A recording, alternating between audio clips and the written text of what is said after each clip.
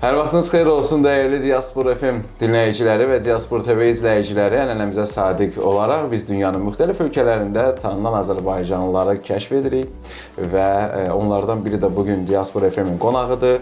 Elnur Əmirov, neftçi, geoloq və petrofizik. Xoş gəlmisiniz. Xoş eşitdik sizi və xoş gördük. Vətəndə sizi xoş görməyə çox şadıq. Təşəkkürlər. Mən də sizi görməkdən çox şadam, məmnunam. Elnur müəllim, siz hazırda Qətərdə yaşayırsınız, Dohada, amma mən sizin işinizə, fəaliyyətinizə gəlməmişdən öncə bir sual vermək istəyirəm. Bildiyim qədərilə siz Türkiyədə, Amerika Birləşmiş Ştatlarında ali təhsilinizi almısınız, bitirmisiniz. Azərbaycanda da həmçinin dərs demisiniz. Sadəcə mənə maraqlı olan detal budur ki, bir yeniyetmə necə olur ki, neftçi alim olmaq qərarına düşür, bu həvəsə düşür? Bu ailədən gələn bir təsirdirmi? Bu sizin nəyəsə baxıb ilhamlanma həvəsinizdirmi? Nədən doğur bu? Düz deyirsiniz. Yəni məndə şəxsən bu ailədən gəlir. Atam Neft Akademiyasında professor akademikdir, Fikrət Əmirov Əlibabaoğlu. Anam da neftçi, mexanikdir. O da Neft Akademiyasında uzun illər işləyib və orada anamla atam tanış olub və evdə çox saylı kitablar olduğundan, elə uşaqlıqdan görmüşəm. Atam həm də izah eləyib, danışıb, o maraq yaranıb məndə və məktəbə daxil olmağa başlayandan elə geografiya, coğrafiya, geologiya, suxurlar, neft necə yaranır, yəni ki, o vaxtlardan elə marağım var. Bəli, və məktəb illəri oxuya-oxuya özüm qərarlaşdırdım ki, mən vətənə bir xeyrim dəysin, özümün də bəyəndiyi bir sahə olduğuna görə bu sahəni seçdim. Çox gözəl. Biz öncəliklə fəxr edirik, qürur duyuruq ki, məhz bu sahə üzrə də bir həmyerlimiz dünyanın Qətər kimi, belə deyim, ölkəsində ölkəmizin adını yüksək zirvələrə daşıyır və sizin müxtəlif dillərdə danışma qabiliyyətiniz də əlbəttə ki, işinizdə daha belə deyim, növbəti qapıları sizin üçün açır. Mən kiçik də olsa neft sənayesi barədə sual vermək istəyirəm. Buyurun. Çünki bu mənim üçün maraqdır və əminəm ki, izləyicilərimizin də marağındadır ki, hazırda dünyada bir enerji dəyişimi dövrü var və fikrinizcə bu neft sənayesinə necə təsir edəcək? Azərbaycan qlobal səviyyədə bu dəyişimə necə hazırlanır? Çox gözəl sualdır. Yəni ki, belə bir neftçi, geoloq, petrofizik olaraq onu deyim ki, bizim ölkə çox zəngindir. Minerallarla, neft qazla olsun. İstənilən iqlimin 11 qurşağı bizdə var Azərbaycanda. Yəni çox zəngin vətənimiz var. Və neft bizdə demək olar ki, hesablamalara görə hardasa 2050-ci, 2060-cı illərə qədər var. Və hətta elə yataqlarımız var ki, hələm istismar olunmur. Yəni ki, Xəzərdə öz növbəsini gözləyir. Bazı olaraq qalıb və öz növbəsini gözləyir. Zamanı gələndə onları da qazıb, istismar eləyib, yəni vətənimizə xeyri verə bilərik. Amma ümumi, qlobal götürərək, düz deyirsiniz, belə bir Qətərdə də, bütün ölkələrdə də belə bir fikir var ki, green energy, yaşıl enerjiyə keçid. Və belə deyək, bu çox ölkələr buna keçid edəcək, müəyyən hissə yenə də olacaq neft qaz sahəsi, müəyyən hissəsi olacaq yaşıl enerji, bəli. Və bizim yataqlar çox olduğuna görə, yəni bizdə bu problem yoxdur, neft qaz həmişə var bizdə. Davam eləyir, çünki yeni yataqlar da istismara verilə bilər, yəni ki, yeni quyular qazıla bilər və bizim günəş enerjisi istər külək, bu bizdə çoxdur. Mən həm də Ekoenergetika Akademiyasında Fəqan Əliyev adında bir akademik var. Orada da çox saylı konfranslarda iştirak edəmişəm. Orada da fikir mübadiləsi aparmışıq və onu demək istəyirəm ki, yəni ki, bizdə bu yaşıl enerji potensialı da çoxdur. Siz onu düz vurğulursunuz, çünki bir dünyanın, məsələn, Avropanın hətta bəzi nəhəng ölkələrinə nəzərən bugün Azərbaycan yaşıl enerjiyə keçiddə ön sıralardadır, hətta onlar da geriliyib, baxmayaraq ki, neft və qaz ölkəsidir. Bəli, o düz buyurursunuz. Müəyyən bu razılıqlar əldə olunandan sonra çox ölkələr müəyyən faizi keçir, amma tam keçmir. Çünki bu ekonomik olaraq həm də çox yəni bir şərait yoxdur bunun. Şərait də yoxdur, həm də ki, bunu indi elə üsullarla, misal üçün, biz neft qazı çıxarda bilirik ki, yəni təbiətə ziyan vurmadan. Bu, misal üçün, capture adlanan bir termin var. İndi hal-hazırda bütün dünya onu istifadə edir.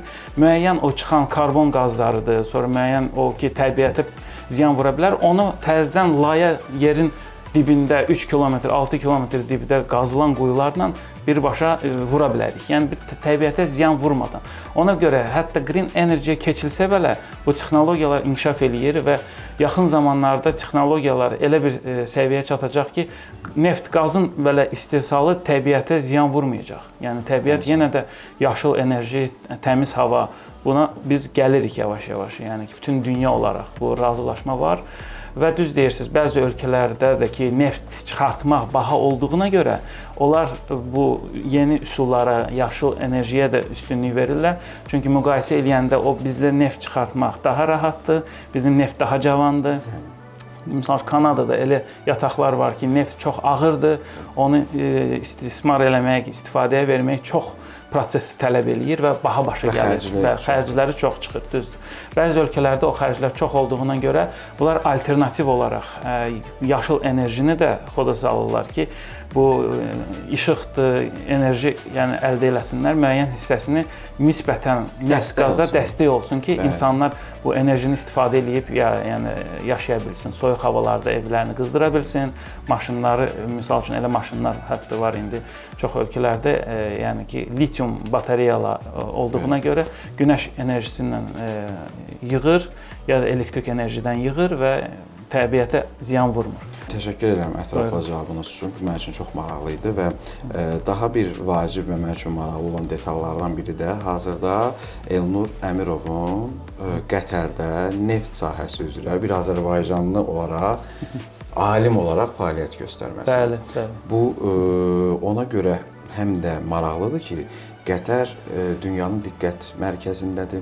Dünyanın fərqli ölkələrindən ora neftlə bağlı alimlər gəlir və bir Azərbaycanlı alimin müəyyən vaxt orada işləməsi, müəyyən vaxt Azərbaycanda çalışması və səhv eləmirəmsə siz Qətər elə dövlətin özündə yəni. Bəli, Qatar Enerji adlanan şirkətdir, dövlətin birbaşa öz şirkətidir.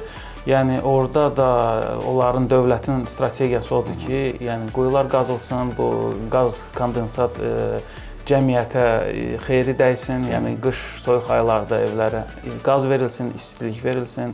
Yəni bəli, iki dövlətə hal-hazırda çalışıram, həm vətənimizdə Azərbaycanda davam eləyirəm işi, həm də Qatar, Dohada, Qatar Enerjidə işləyirəm və onu deyim ki, yəni ki, bu çox texnologiyaların bu sahədə mənə çox köməyi var. Çünki misal üçün məndə telefondur, laptopdur, istənilən dünyanın yerində qazma işi gedən zaman qoşulub nəzarət eləyə bilirəm, bəli.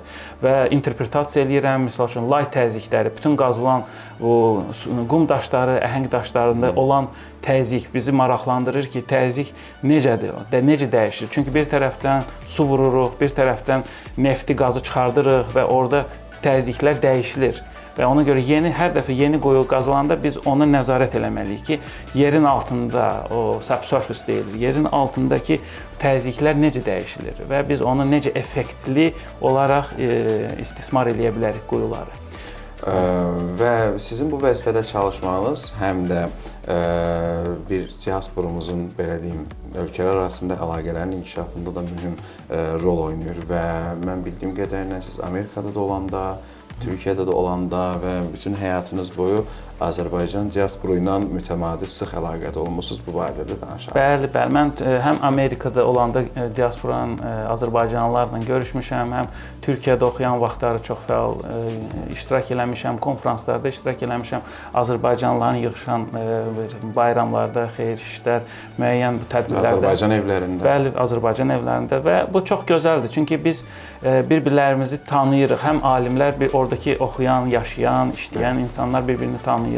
Və bu xaricdə də bu diaspora baxımından çox böyük üstünlüyü var. İnsanlar fikir mübadiləsi, bir-birinə məsləhətlər verir, necə etmək olar, çətin məqamda nəsə olanda və bilikləri, əsas elm elə inkişaf edir ki, insan əldə elədiyi biliyi bölüşəndə o, yəni ki, cəmiyyətə daha çox xeyri dəyər. Çünki o birisi insanlar da o biliyi əldə eləyir və həyata keçirir, istifadə eləyir və bilik bu dəqiqə necə deyirlər, ingilislər bunu belə deyir ki, dünyanı idarə edən bilikdir. Yəni ki, bütün prosesləri, yəni Aparan istər elmdə, istəyir müharibələrdə, istər həkimlər, yəni ki, baxımında bütün yeni bilikləri kim malikdirsə, ağıllı öz üzərində çalışır, biliyini, elmini artırırsa, cəmiyyətə daha çox xeyir verə bilir, faydasını verə bilir. Son olaraq, xaricdə təhsil almaq istəyən gənclərimiz var. Onlara buradan nə tövsiyəniz ola bilər? Nə demək istəyərdiniz ki, siz də xaricdə təhsil almışsınız, amma bugün ölkəyə də fayda verirsiniz, tələbələr və digər məsələlər. Çox gözəl sual verdiniz və mən neçə illərdir Xəzər Universitetində, ingilis dilində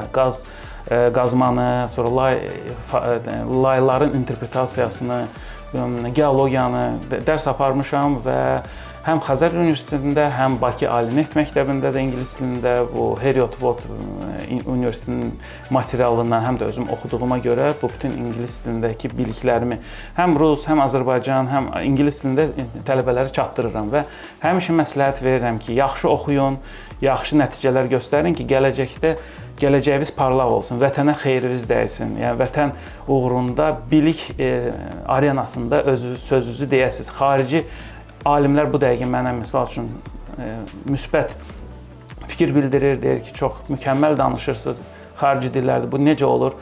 Mən də deyirəm ki, bizim vətəndə Azərbaycan dili çox zəngin dildir, bütün hərflərimiz var və istənilən dili biz mükəmməl öyrənib bilərik. İndi hal-hazırda da misal üçün mən özüm neft, qaz quyularının qazılması, geologiyası, petrofizikası, layların dəyərləndirməsi, karatajını aparıram və komanda lideriyəm. Hal-hazırda bütün quyular nə qazılır, yəni ki, Xəzərdə, Azəri, Çıraq, Günəşlidə bütün quyuları nəzarət edirəm. Doxada da, Katarda qazılan bütün 100-ə yaxın quyuları nəzarət edirəm və davam edirik yeni quyuları qazmağa və daima tələbələrə həmişə mən seminarlar təşkil edirəm. SPE adında Society of Petroleum Engineers, yəni ingilis dilində dünyanın hər bir yerindən, yəni ki, bu konfranslar olur, seminarlar olur. Hər il fərqli ölkələrdə tələbələr yığışır bir yerə və neft-qaz sahəsində işləyən mütəxəssislərdən bilik əldə etmək üçün, yəni bu təşkil olunur və mən də orada iştirak edib biliklərimi bölüşürəm və həmişə məsləhət görürəm ki, mütləq bu seçdiyiniz sahəni sevin, zövqlə, həvəslə oxuyun ki, sizin beyninizdə, yaddaşınızda bu ömürlük qalsın, yəni qiymətə görə yox. Çox tələbələr, misal üçün, öyrənir, faydası o olur ki, başqa sahəyə gedir, yəni misal üçün, o bəlkə davam eləmir öz sahəsini, amma mən məsləhət görən tələbələrin çoxusu bu dəqiqə BP şirkətində, Halliburton şirkətində, xarici şirkətlərdə işləyir. Həvəsi olan əsas müəllimlərin də üzərinə bir yük düşür ki, bunu düzgün tələbələrə çatdırmaq ki, necə sözü demək, bu söz özü enerjidir. İnsanların beyninə necə bu söz müsbət təsir eləsin ki, bu tələbələr həvəsə gəlsin. Çünki maşallah Azərbaycanımızda bu dəqiqə bütün şərait var. İnternetlə, istər kitabla bağlı, yəni universitetlərlə. Tələbələrdə əsas həvəs olsun, həvəs və aktiv olsunlar. Çox ağıllı tələbələr var, bəzən özünə qapanır.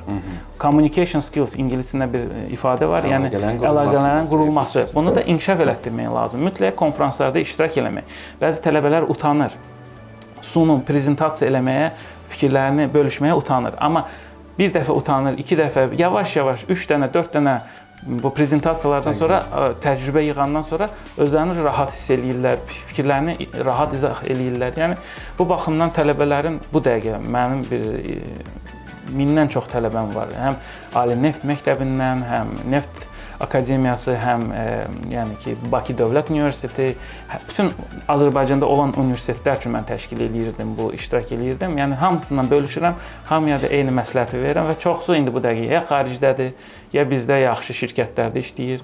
Yəni həvəsi, ağlı, belə bilgi, bacarığı olan tələbələr dalınca gedir, inkişaf eləyir. Magistraturadır, istər elmlər namizədli işini davam eləyir və nəticədə bizim vətənimizin alimlərinin sayı artır, ordusu, alimlər ordusu da mütləq gərək Azərbaycanda çox olsun ki, biz dünya arenasında sözümüzü deyə bilək. Yəni, mən dediyim kimi, mən misal üçün bu dəqiqə xaricdə bütün dünyadan mənə müraciətlər edirlər, xahiş edirlər ki, mən kömək eləyim, interpretasiya eləyim, izah eləyim ki, nə baş verir dərinlikdə, subsurface 3 kilometr, 6 kilometr. Çünki insanın gərək biliyi orada bizim birbaşa gözümüz yoxdur, bilmirik nə baş verir. Amma texnologiyalarımız var. Yəni ki, sensorlar. Onlar sizin görən gözünüz. Bəli, biz bilik, yəni ki, biliki istifadə edib birləşdirəndən sonra biz izah edirik nə baş verir və problemlərin qarşısını alırıq.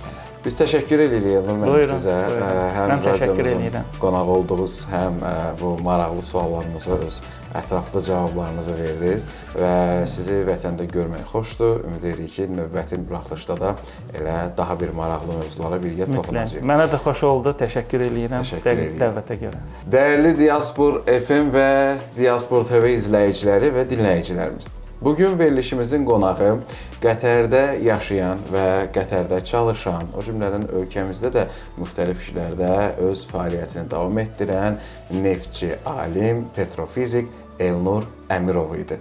Müxtəlif ölkələrdə təhsil alıb və bugün öz öyrəndiklərini Azərbaycanlı tələbələrə öyrədərək özü kimi bir çox alimə bir yol açmağa çalışır ki, ölkəmizin adını şərəflə daşısınlar.